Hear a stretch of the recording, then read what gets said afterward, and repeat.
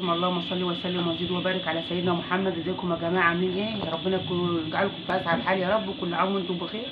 نزلنا السوق النهارده، سوقنا الحمد لله، برضو في يعني معقوله الحاجه شويه الحمد لله يا رب. مفيش بس الا البسله مش عارفه رافع عليه. الكرنب حلو، والقاس طبعا اللي هيخزن بقى ان شاء الله. كل سنه وانتم طيبين عشان رمضان. واللفت خلاص كل سنه وانتم طيبين اخره.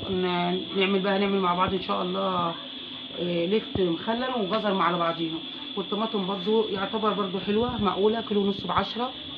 وجبنا برضو معانا خضره القلقاس السلق وسبانخ. السبانخ برضو ب10 جنيه النهارده، حلو برضو معقوله الحمد لله. والسلق ربنا يديمها نعمه بس علينا. والخضره بقى خضره السلق بتاع القلقاس والحاجه عشان نعمله ان شاء الله ونوضبه مع بعض ونعمله ان شاء الله نحطه رمضان. كل سنه وانتم طيبين.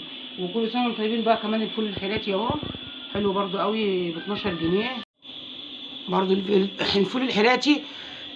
معلش، الفول الحراتي انا اول مره اشوف الفول الحراتي ب 13 جنيه. وكل سنه وانتم طيبين، وربنا يجعل شهر ايام كريمه مباركه عليكم وعلى امه محمد صلى الله عليه وسلم. وصلوا على النبي يا جماعه، ربنا يبارك لكم. وعايزين بقى لايك واشتراك وشير وساعدونا ان القناه تكبر بيكم، وربنا يوفقنا ويوفقكم ان شاء الله.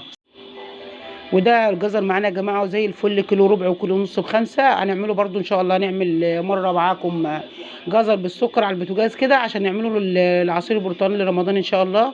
وهنوضب مع بعض كده الجزر واللفت، واعمله وارجع لكم تاني.